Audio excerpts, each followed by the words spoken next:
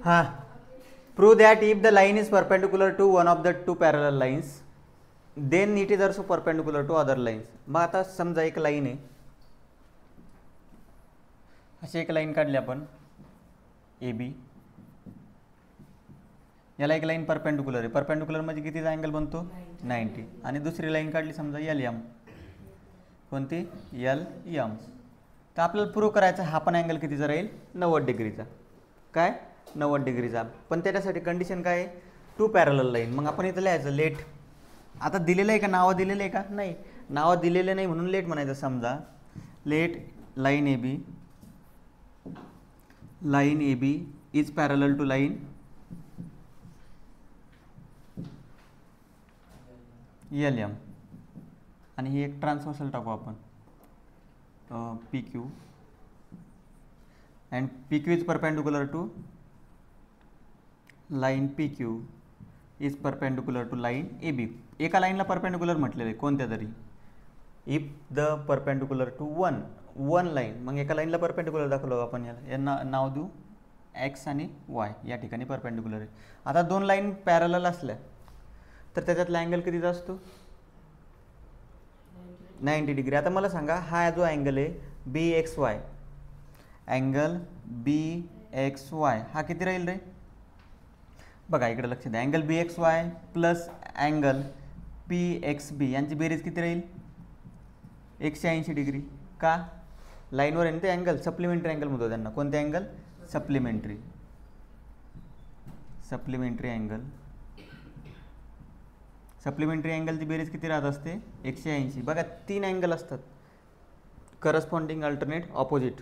त्याच्यानंतर उरलेला 180 बेरीज ज्याचे 2 अँगल कोणते, सप्लिमेंटरी आणि दुसरा कोणता 180 बेरीज ज्यांची होती तो कोणाची होते, 2 पॅरलल लाईनमध्ये 180 बेरीज होते ना. एक होते एका लाईनवरती, त्याला आपण सप्लिमेंटरी म्हणतो. कशी लाईन असू द्या, उभी असू द्या, आडवी असू द्या. आणि दुसरे कोणते असतात इंटेरियर अँगल. कोणते, इंटेरियर अँगलची बेरीज पण किती असते 2 पॅरलल लाईनची 180. आता याच्यातला पी एक्स बी माहिती आहे तुम्हाला किती आहे 90. परपेंडिक्युलर म्हणजे किती असतो, हा परपेंडिक्युलरचा साईन असतं, किती असतो 90. मग बी एक्स वाय प्लस 90 डिग्री बरोबर 180. मग बी एक्स वाय किती येईल सांगा बरं. बी एक्स वाय किती आला 90. हा आला 90. ठीक आहे, बी एक्स वाय आला तुमचा 90. आता ह्या लाईन कशा आहे ए बी आणि लाईन एल एम काय पॅरलल. मग हे जे 2 अँगल यातले B X Y plus M Y X यांची बेरीज पण किती राहील रे 180. का, कोणते अँगल येते इंटेरियर अँगल्स. इंटेरियर अँगल्सची बेरीज असते 180 2 पॅरलल लाईनमध्ये. बी एक्स वाय कितीचा आहे 90चा. मग एम एक्स वाय पण किती जाईल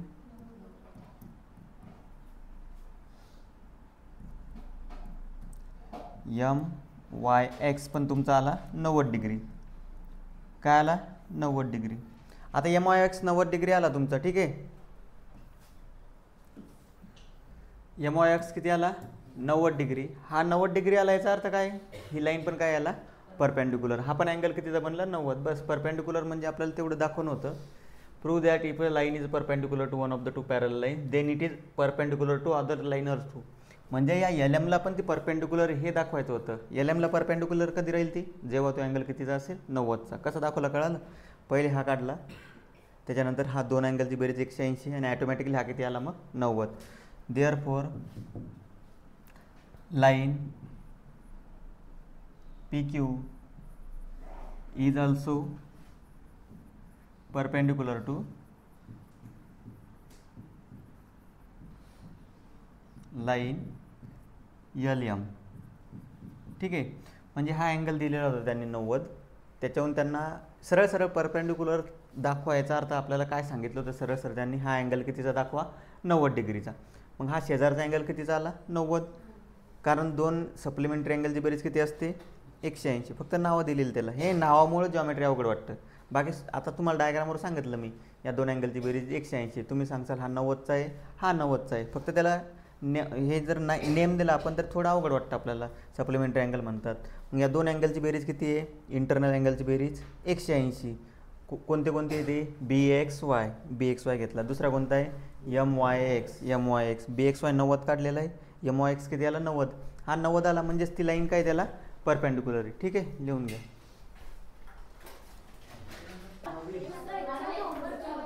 इकडे लक्ष द्या, हा 4 नंबरचा क्वेश्चन होमवर्क आहे तुम्हाला. ठीक आहे, बघा कसं 130 अँगल डायरेक्ट सांगू शकता. एक्स किती येईल अरे 130 आहे. एक्स किती येईल अरे जरा ध्यानावर राहा. 130 येईल का ऑपोजिट अँगल काय म्हणतात त्याला opposite angle vertically opposite angle. ठीक आहे, बरोबर आहे हो का नाही. आता तुम्ही लाईनून सांगितलं ते काय अँगल ऑपोजिट आहे पण ठीक आहे का त्या दोन लाईन पॅरलल आहे का हे माहीत नाही आपल्याला. म्हणजे आपण डायरेक्ट सांगू शकत नाही. असं सांगायचं नाही डायरेक्ट. त्याच्यासाठी अगोदर क्वेश्चन वाचायचा. मेन क्वेश्चनमध्ये म्हटलेलं आहे का नाही लाईन पॅरलल आहे का लाईन पॅरलल दाखवायच्या ते बघायचं. Measures of some of angle are shown using the measures of find the measures of angle X and angle Y. Angle X आणि अँगल वायचं मेजरमेंट फाइंड करायचं. कसं फाइंड करायचं फास्टमध्ये सांगतो. हा 130 आहे बरोबर आहे. हा किती येईल मग शेजारचा 180 वजा 130 किती येईल तो 50. किती येईल 50.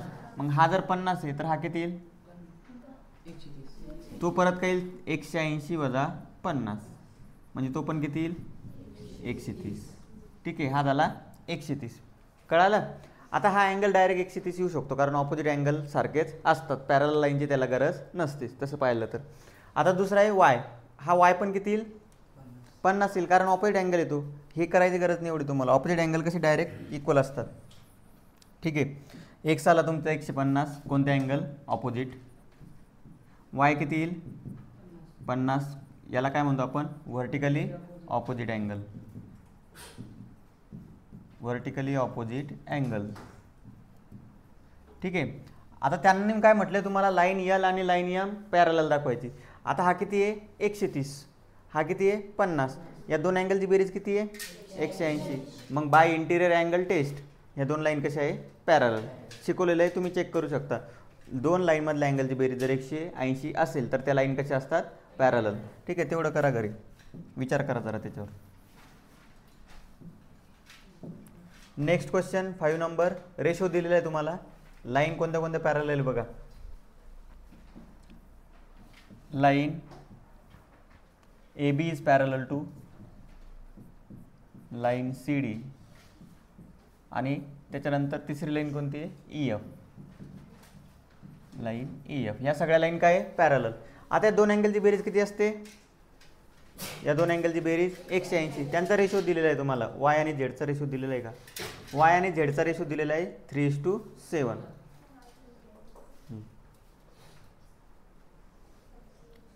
वाय अपॉन झेडचा रेशो दिलेला आहे तुम्हाला 3:7 म्हणजे 3/7. तर मग 7y बरोबर किती होतील 3z. ठीक आहे, तुम्ही डायग्राम काढली का डायग्राम काढून घ्या एकदा. 3y एक मिनिट डायग्राम काढा.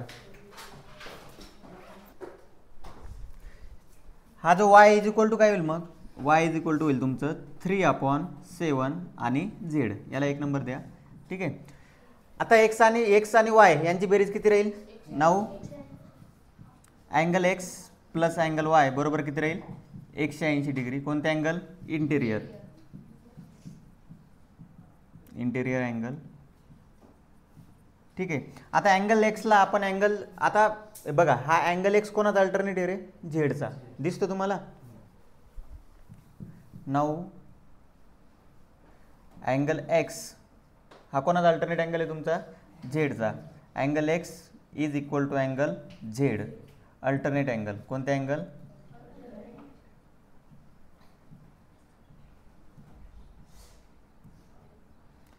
आता अँगल एक्स आणि अँगल वायची बेरीज 180.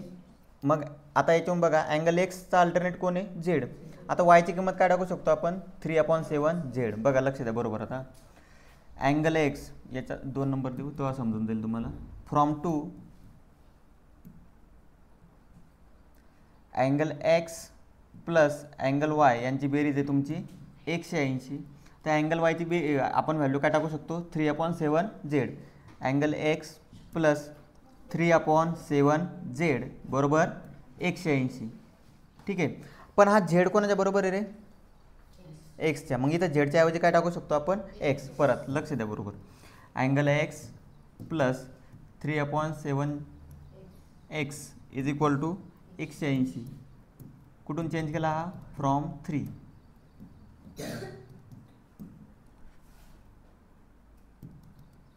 थोडा अवघड क्वेश्चन आहे. काय दाखवलं पहिले? वायची किंमत याच्याबरोबर दाखवली, नंतर हे दोन इंटिरियर. 180 शिवाय आपण याला सोडू शकणार नाही. फक्त पण आपल्याला मेन काय करणं होतं? सगळ्यात मेन सांगतो तुम्हाला, वाय आणि झेडला एक्समध्ये आणणं होतं. कोणत्या फॉर्ममध्ये आणणं होतं? एक्स. आता एक्सच्या फॉर्ममध्ये. आता हे कसं सोडवायचं? हे असं इक्वेशन येते 1 + 3/7. याला कसं सॉल्व करतो सांगा बरं आपण? 1 + 3/7 कसं सॉल्व करतो सांगा? बोला ना पटकन. 7 आहे का? 7. 7 + 3 अपॉनमध्ये 7 म्हणजे 10/3. म्हणजे याचा आन्सर काय येईल मग तुमचं? 10/3 अँगल एक्स बरोबर 180. ते एक्स काढून टाका, त्याला काही घाबरायचं नाही. मग अँगल एक्स बरोबर किती होईल? 180. हे 10 कसे? 7 आहे, सॉरी 7 आहे खाली.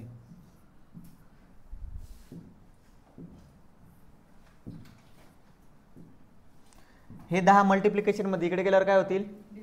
डिव्हिजन. 7 डिव्हिजनमध्ये इकडे आल्यानंतर काय होतील? मल्टिप्लाय.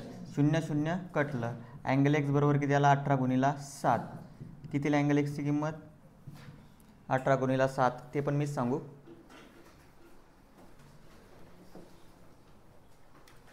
अठराचा पाठ होता तुमचा 5वी पर्यंत. 126. ठीक आहे, चेक करून घेत जा आन्सर.